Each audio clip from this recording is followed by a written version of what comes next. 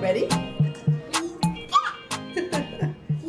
Hi, welcome to the Handy Mom 868. I'm Ruth. This is Zoe.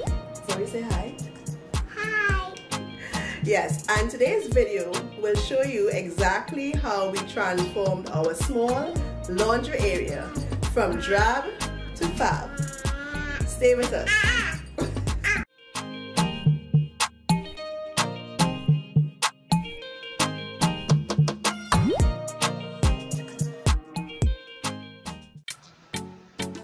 In today's video, I will give you 12 quick tips for the makeover of your small laundry room or laundry space.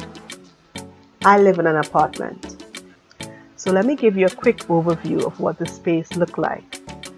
The apartment came with this washer-dryer combo and a utility sink. The utility sink could barely even hold a mop bucket underneath the faucet. You had to bend the bucket, and if there was water you had to take it out at an angle to be able to maneuver it out of the sink. So I'm going to show you how I made it more functional. My first tip will be to start with a clean space or slate. Every project needs to begin with a clean space, whether it means removing all the items or just giving a good cleaning to remove any dust and grime that have built up over time. I want to make sure and get as much of that out as possible.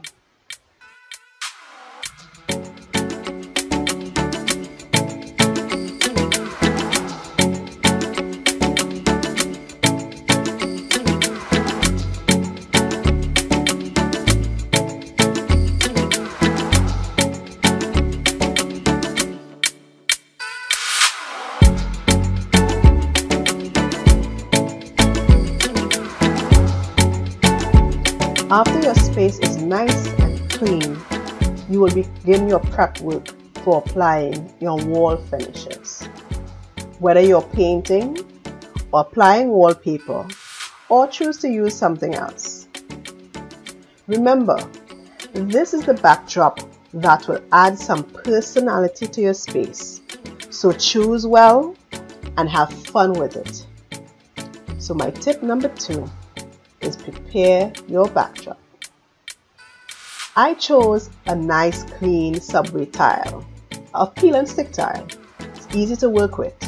I've used this product before in my kitchen upgrade and absolutely fell in love with it. Please note, it is important to start with a straight edge when mounting this particular brand, as the pattern overlaps to provide an indistinguishable seam. The tile comes in 12 by 12 sheets and have a high gloss finish. Best tools to use when cutting your adhesive tiles are a sharp-edged utility knife or X-Acto knife, a metal ruler, or a straight edge and a cutting board. This will ensure nice, clean cuts. I can't tell you how many times I've had to chastise contractors who work for me. Also had to chastise myself sometimes because I've been guilty of trusting your eye to judge if something has been installed straight. A level is one of those tools no home should be without. For small projects like hanging pictures or even larger home makeover projects. I don't know about you, but with a little one running around, everything needs to be easy to access and quick to clean. So figure out what you need to do before you begin. Here, I'm going to use a regular grocery bag to act as my paint tray cover. Some people use cling wrap and others buy the disposable covers at the paint store. But I'm trying to recycle and save me some wash-up time in one go. While I'm on the topic of paint, a little trick I use to keep my paintbrushes moist and usable for times when the painting runs over to another day or I have to stop to take care of something is I place them in a Ziploc bag and seal the brush around the handle. I don't waste my paint, I don't have to wash my brushes, and I can resume painting when I'm through. Years ago, I read this book called Eat That Frog by Brian Tracy, where he addressed the procrastinator in all of us. I guess my main takeaway point is the advice he gave was to do your most hated or most tedious task first. I like to apply that to painting.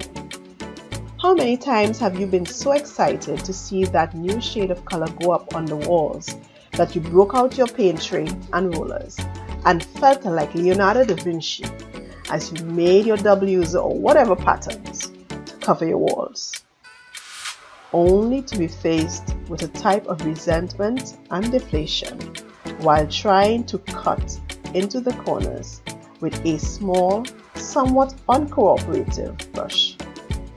Right. So while the adrenaline is pumping, do that task first and earn the satisfaction of working with your rollers after.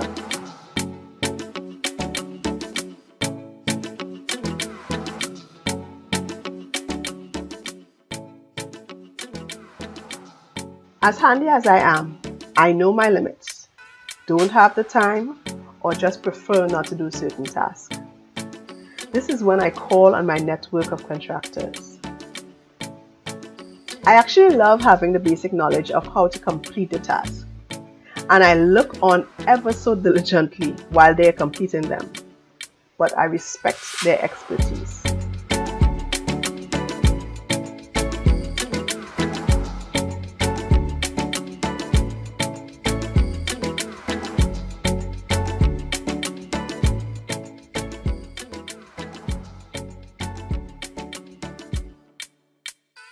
This is a closer look at my new faucet, which will be more functional when I'm using my mop bucket. This battery-operated screw drill has been in my tool bag several years now. It's one of a two-part set which comes also with a hammer drill, which I purchased at a Home Depot several years ago. I have a little confession, well, maybe two. You see, the holes for the shelving and the organization racks were drilled before I started filming this project. Yes, I had begun organizing my laundry space and then said to myself, you know what? You can probably do a makeover video.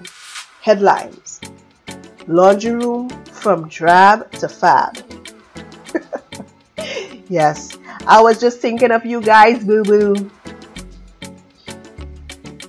The shelf brackets and the entire shelving unit that I'm installing, which will eventually hold all my detergents, I purchased at a local home store called Almando's. They usually have some really cool gadgets and tools that you can use for your home improvement projects. Yes, my supervisor is finally up from her nap, and with her foreman poo in tow, she wants to inspect the washing machine. She doesn't usually have such quick access to the stepladder, so I guess she's taking it as an open invitation. I could definitely do with a pay increase.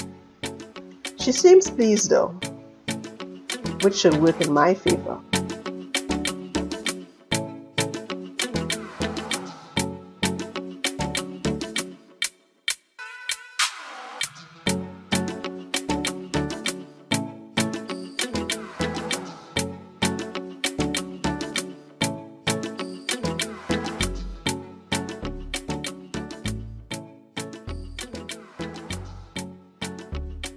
If you've enjoyed this video so far and you've learned some stuff, please subscribe and click the notification bell to be in the know when my new videos are posted weekly. Also, you can find us on other social media platforms such as Facebook, Instagram, and Pinterest. Just type in the Handy Mom 868. Look out for our blog, which will soon be launched. We're going to round things off by keeping in mind my 3 F's: function, flow, and feel. Then after watching what seems like 1 million YouTube videos on products and makeovers, choose the ones that seem practical and pleasing according to those needs. Then you can always have fun adding the decor items, or you can actually look for items that serve both purposes. By installing an organization rack, you are able to store all your items off the floor, especially your brooms, mops, whatever little items that you keep them off the floor. And once they're off the floor, they actually give you the feeling of more space. I'll be using 2 sets of hangers in this space. The coated wire hangers to put clothes that I need to drip dry that cannot or should not go in the dryer, and the acrylic hangers will be used for clothes that I want to reduce the wrinkle on, or I really don't want to iron as I take them straight out of the dryer. I'm going to show you some of the items that I use that are nice and compact for a small space or apartment. This is my drying rack. I use this for items such as pillows or other items that I need to lay flat to dry. It's quick and easy to mount and dismount, and I can leave it in the laundry space overnight. The second item is this foldable compact laundry basket. The laundry basket can actually fold flat and can be stored away easily. It holds just as much as any of the other laundry baskets.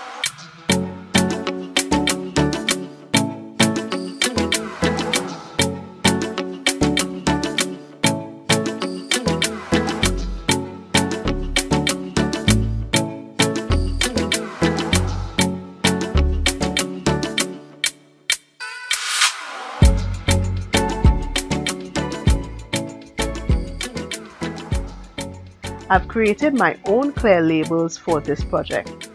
If you're interested, please subscribe and click on the notification bell. I will go into details showing you exactly how you can make your own custom labels at home. Thank you for staying with us. I hope you found this video useful. If you did, don't forget to like, subscribe, and turn on the notification bell.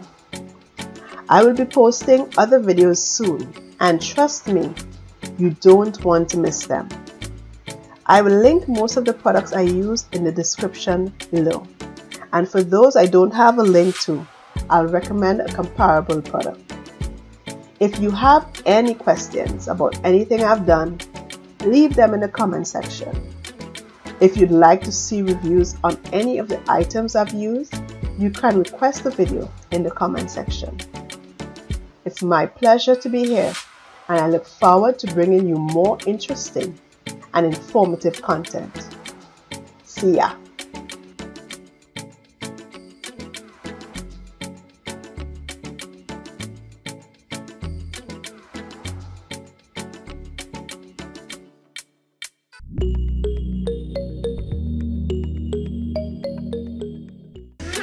Ready?